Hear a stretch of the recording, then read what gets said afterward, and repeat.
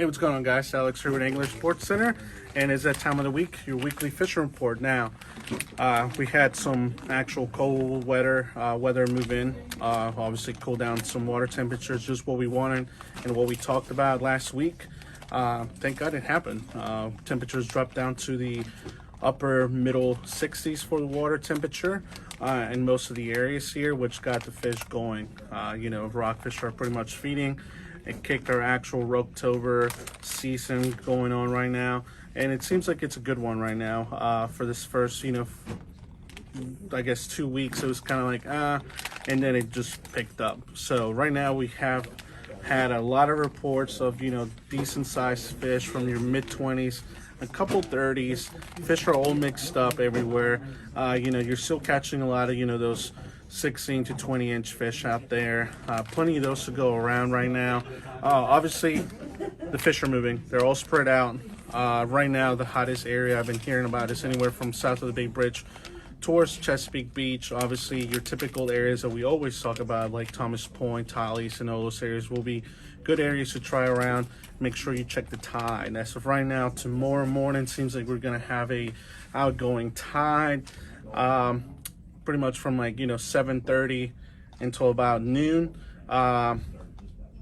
Give or take, current might switch out and actually start flowing out probably around 10:30, 11. So usually it's a little bit of a 2-hour delay or so, but that will be a good kind of time to go out there and try it out, and that's based off the Naval Academy. So if you're going out in this general area, morning will be a good time to try it out. If you can get out there before sunrise and try some top water around any points inside the rivers, that would be a good thing to do, and create some get some fish, some of those bigger fish in those shallows to kind of hit. Remember, top water lures work great, especially if it's kind of flat and calm. You say walk the dog bait like the one I'm holding right now. One of my favorite colors here, white or black. Don't get it too complicated with that. Now if you're going out there and jigging, obviously carry a couple different size jigs. I always mention this. Remember, there's no one size is going to work throughout the area, so you might want to have a couple different options. 5-inch to 7-inch profiles is what I want to use. Right now the color preference, kind of try everything out, but stay more natural. White, more of your smoky shad silver, blue seems to be working. And other than that, remember, you can also troll out there. If you're trolling, this is the time of the year to get out there with the tandems. Bigger spoons like these on planers could still work. Your smaller umbrellas, 4-arm umbrellas with 6-inch shads is what you want to use. So striper fishing is picking up. It's great right now. If you want to get out there, seems like the weather for this weekend is going to be perfect. Tomorrow and Sunday with temperatures in the 60s. So that's going to be perfect striper weather. Remember, check your tides. Get out there pretty much all weekend long. Should be pretty decent. Bay Bridge pilings, go-to spot. Remember, just because we're saying the bite's been going on from the Chesapeake Bay Bridge south, don't forget to check up north too. I know there's plenty of fish everywhere. The Patapsco has been pretty hot. Inside the Chester is one of those areas that I'll always go to if I can get out there and get inside the river, all the way across the bend, all the way on the upper part of the Chester, pretty much past the Kent Narrows and up. That's generally a good area. Find a bait, find a fish. That's one of the things you always want to keep in mind. So if you're finding bait out there, matter of time before those hungry stripers will find them and feed on them.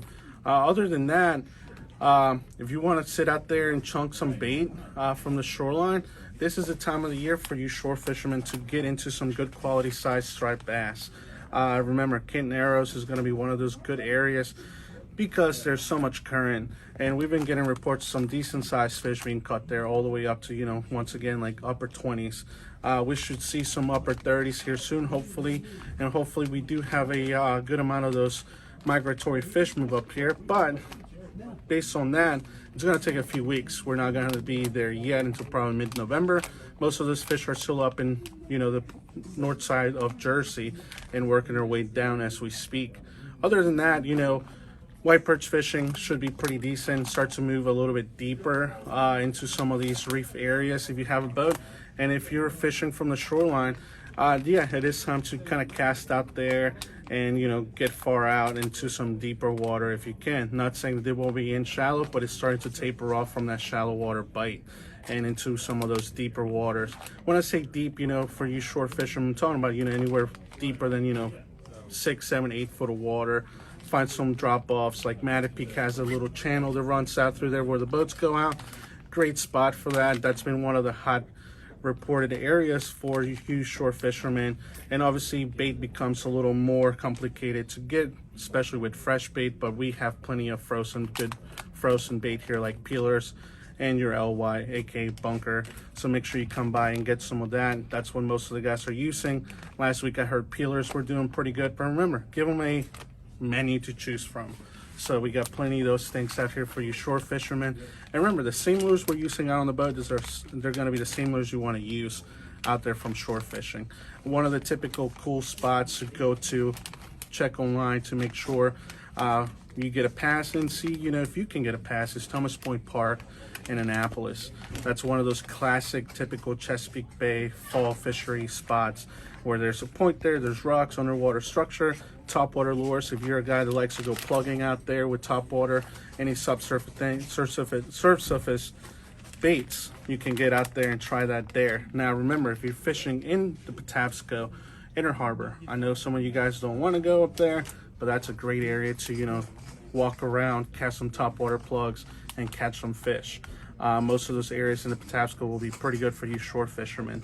Other than that, it seems like the spot are kind of tapering off. All these migratory fish seem to be kind of, flying off, going out south, going on down there. So might be some spots still available, but obviously not too many that you can catch out there now, becoming a little more difficult. We still got live spots, so make sure you come in and, get some live spot, nice and easy. Get it here, go out there and live line the Bay Bridge pilings. Other than that, catfish are starting to show up a little more with you guys out there chunking. And other than that, down south, we don't have much of any other choices between, just bluefish, rockfish, and some of those actual nice sized speckled trout. So that run is pretty much now in certain designated areas in the Southern Bay where those bigger trout are kind of moving out and moving around. So check those out. Going to Point Lookout, Crisfield down by James Island, a couple good areas to try out. Piney Point and the Potomac are also pretty decent, and you might get some at the power plant right now if you're going to go down there and jig off a boat and get in the power plant. Those are good areas to try for some of those big speckled trout. It could only get better from now on for those guys as it gets colder. Some bigger fish, more fish moving around. Other than that, snakehead fishing, it's been kind of pretty decent, but now you have to choose your days.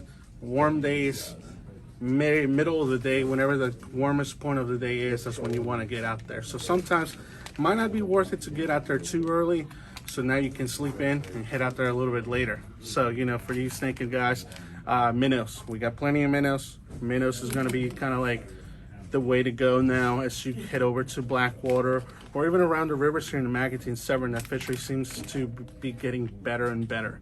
So get out there, put some big old snakehead destroyers out there and see what happens. Might get, some snakehead, might get some pickerel, even some rockfish. So other than that, crabbing has been excellent this week. We're talking about not a lot of crabs, but some guys, depending on where you are, have been actually getting a decent amount of crabs. Chester River, I heard from a couple friends of mine that it was pretty decent, but they were nice and heavy crabs. Same story for some of these rivers in Whitehall Bay, Severn River. Obviously, pick a nice time of the day. I'll say, same thing, middle of the day. You're going a little bit deeper now, as we keep mentioning, 10 foot of water or so, maybe even more. And, try it out, move around, see what they want. Obviously, chicken necks and racer clams are the best two options.